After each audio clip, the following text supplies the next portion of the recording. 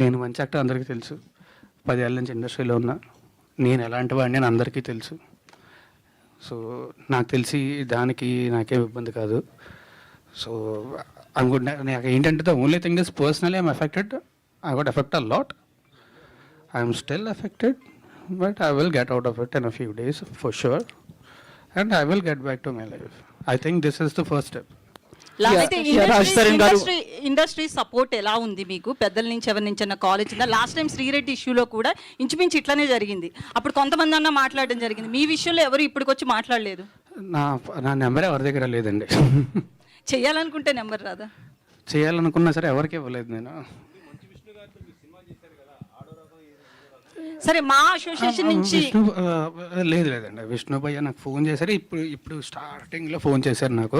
But ఆ తర్వాత నా నెంబర్ ఎవరి దగ్గర లేదు. సో ఎవరు నాతో టచ్లో లేరు.